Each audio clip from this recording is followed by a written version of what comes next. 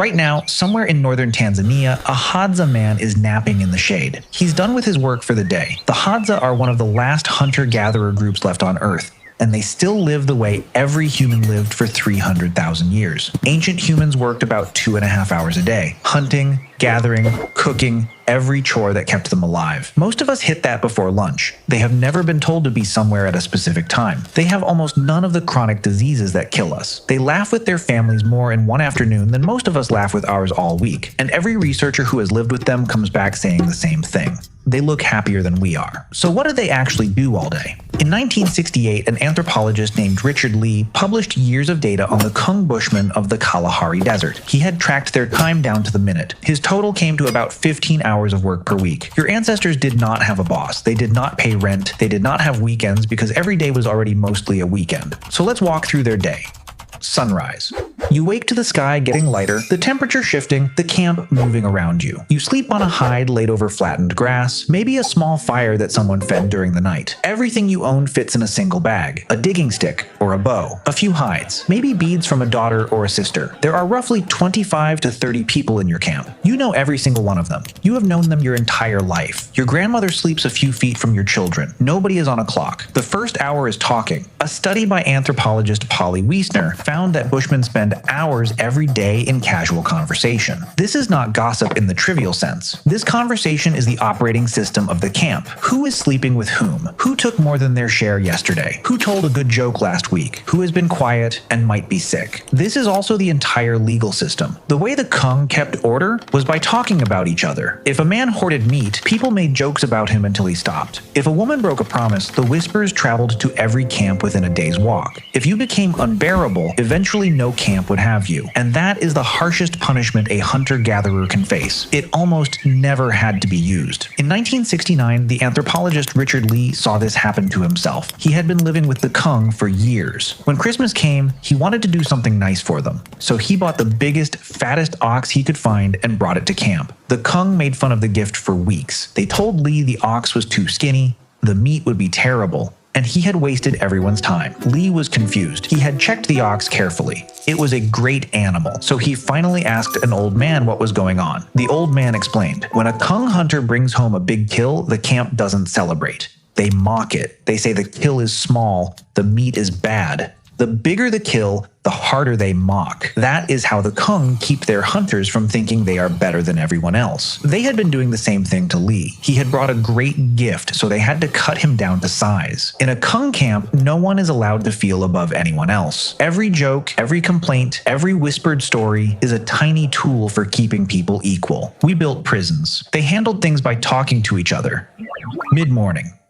The men start to gather for the hunt. Hunting is dramatic. It is also unreliable. Frank Marlowe, who studied the Hadza for decades, found that on any given day, most hunters come home empty-handed. A successful kill happens maybe once every few days, sometimes less. A Hadza hunter might walk 20 miles in a day, track a wounded animal for hours, lose it, and come home with nothing but a few small birds and a sore back. But when they do connect, they connect hard. Their arrows are tipped with poison from the sap of a desert rose. The hunter shoots, then tracks the animal for hours while the poison works. They have brought down everything from antelope to giraffe this way. And yet, the hunters are not the ones who feed the camp. The women are. Among the Hadza, women provide more than half of the camp's calories. They go out in groups of 3 to 8 every day. They climb, dig, and gather, returning with steady food that does not depend on luck. That walk back is where most of the camp's gossip and decisions actually happen. The men feast you, the women feed you. The most productive gatherers in the camp are usually the grandmothers. Women in their 50s and 60s bring back more food per day than mothers in their 20s. Many of them are still walking 5 to 10 miles into their 70s. Anthropologists call this the grandmother hypothesis. It explains why humans are the only primate species whose women live for decades past menopause. The idea is that grandmothers feeding their grandchildren made the whole species more successful.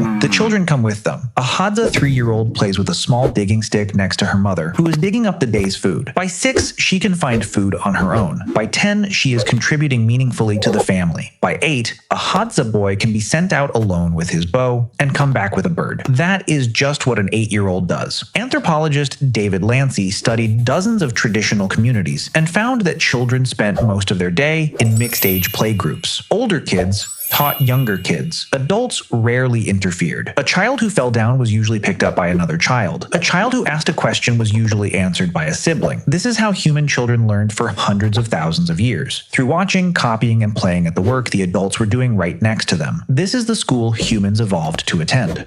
Midday.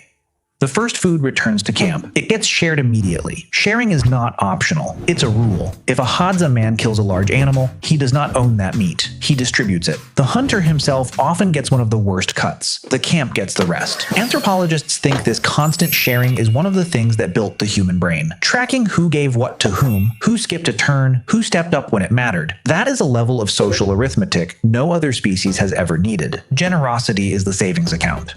Afternoon.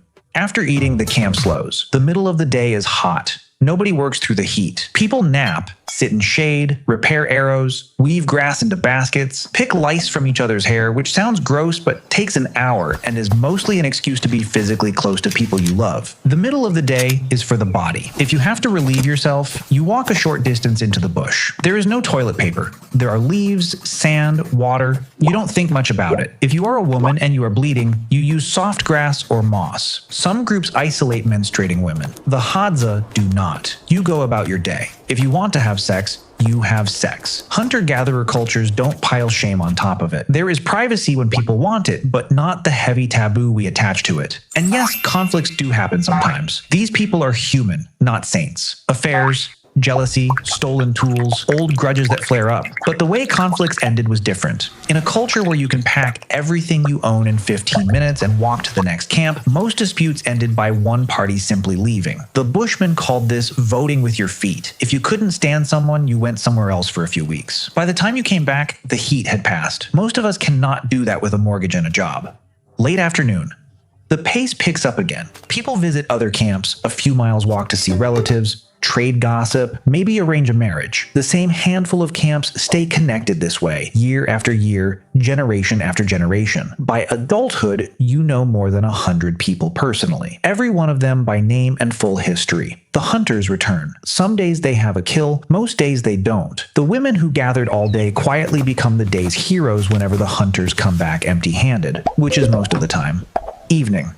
Cooking begins, roasting roots in coals, boiling meat in pouches with hot stones, splitting fruit, chewing seeds soft for the children. Then comes the meal. The whole camp, everyone. They have done this together every night for 300,000 years. This is not paradise. They get sick, bury children, lose people they love. They fight and grieve like anyone else. But there is a kind of suffering they do not seem to know. The slow modern ache of working at a job we don't believe in, to pay for a life that never quite arrives. Lying awake comparing ourselves to strangers we suspect are happier than we are. In the late 1960s, an anthropologist looking at all this evidence called early humans the original affluent society. He didn't mean they had wealth, they had almost nothing. He meant they had time. We made trades, real ones. We got vaccines, antibiotics, and refrigeration and indoor plumbing. We got much longer lives. We got fewer children dying before they turned 5, which in a hunter-gatherer camp used to happen to roughly 4 out of every 10. We got real wins. Nobody is suggesting we go back, but we also made trades we don't talk about. We invented agriculture. We invented work that someone else owns. We invented bosses and bills. You inherited their bodies, the same nervous systems, the same need for sun, sleep,